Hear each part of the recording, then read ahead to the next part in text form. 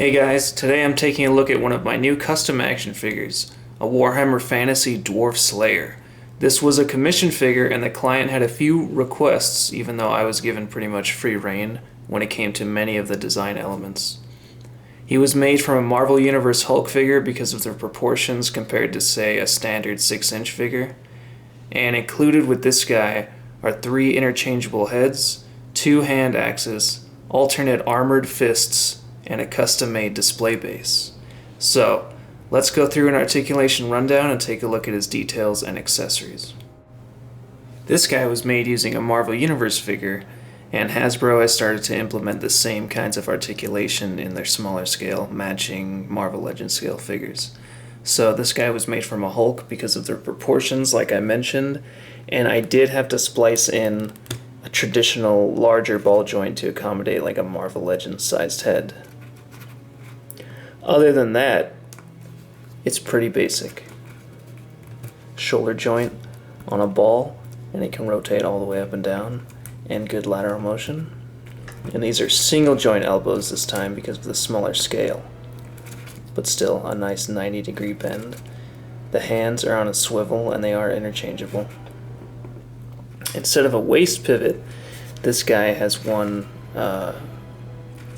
under his chest, and I did kind of have to sculpt a little bit higher just to match the musculature, but still really good motion for posability.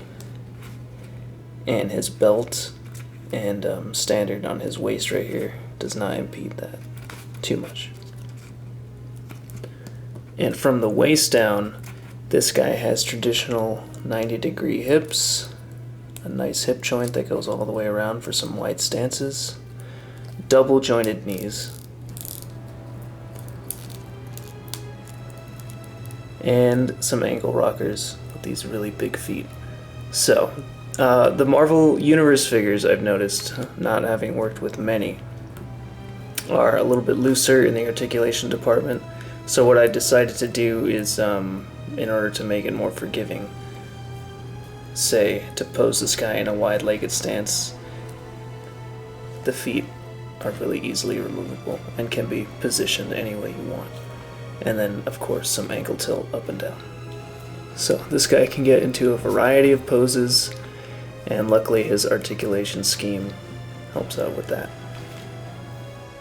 Alright, let's take a look at the accessories. Now, a lot of work went into this guy, and most of it was at the behest of the client. For example, the 2 alternate heads, for a total of 3. 1 helmeted, 1 beat up and scarred, and then 1 battle damaged as the battle was happening. And I took this opportunity to sculpt 3 different beards because, come on, there's no such thing as too much. So, these can be interchanged fairly easily, just pop on. Of course, paying mind to the beard, rubbing against the chest if you turn it too far. But still a nice range of motion on that ball joint.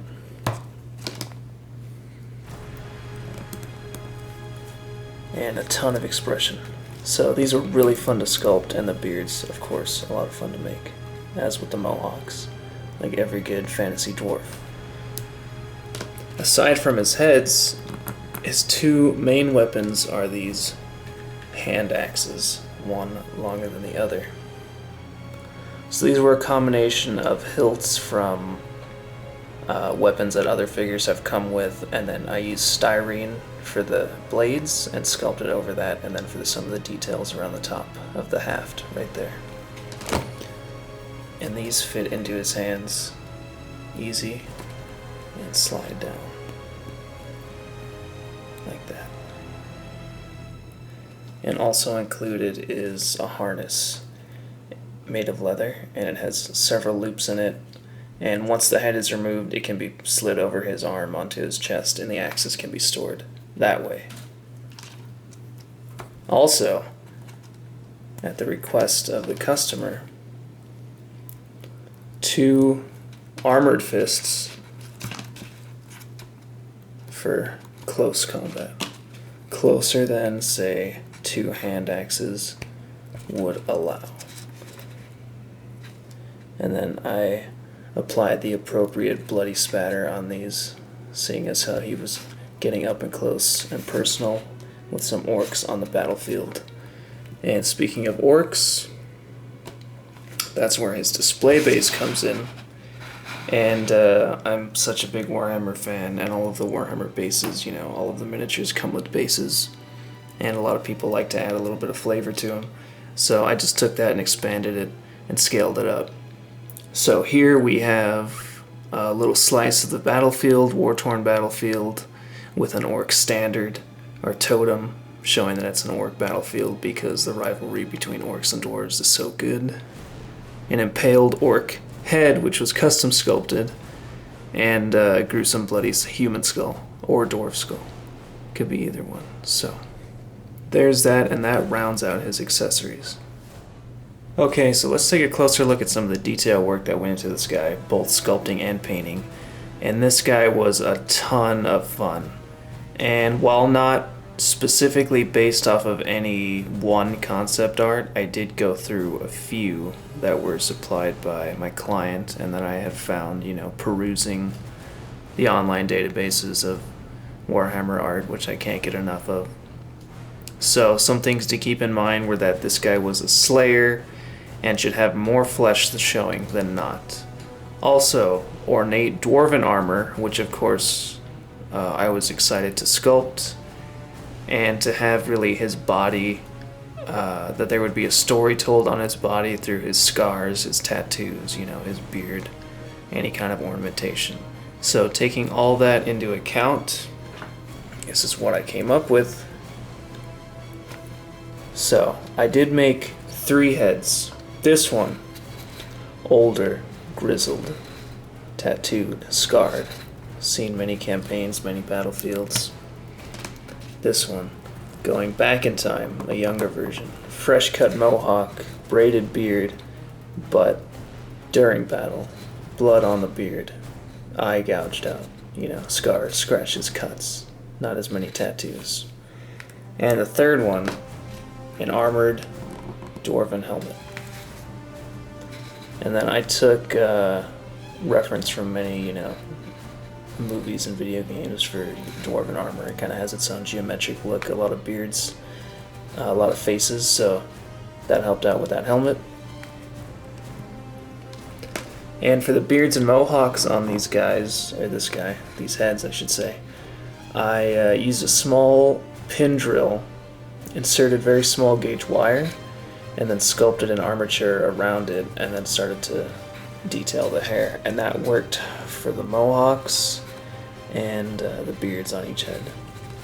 Aside from that, the rest of this guy was just fully sculpted over, making sure I had the proportions correct, which I did have to fix from the Marvel Universe Hulk figure. For example, the pectorals on that figure went all the way down to here, so I brought them up, keeping in line with, you know, the 6-inch scale that this would have to match to. This guy is a dwarf. Musculature, vascular arms, scars.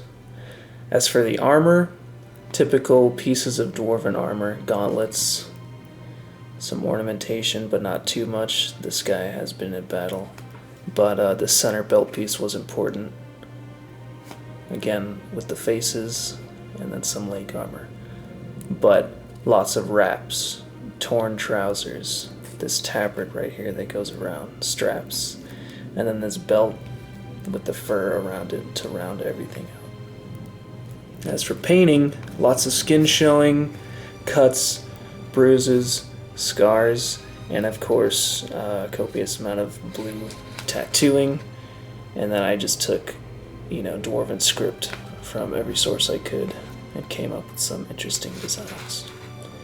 So I am a huge fan of the Warhammer universe, as many of you know, so this was something that I gladly accepted, and this guy really came together. Alright guys, there he is, my Dwarf Slayer from the Warhammer Fantasy Universe. And even though I keep trying to move away back into 40k and the sci-fi that I know, I will never turn down an awesome design. So thanks to my client for seeking me out, for pursuing this, and a Warhammer figure is still a Warhammer figure, and I just love that universe so much, both the fantasy and the sci-fi, and this figure was a blast to work on. So thanks for all the support, guys. Thanks for watching.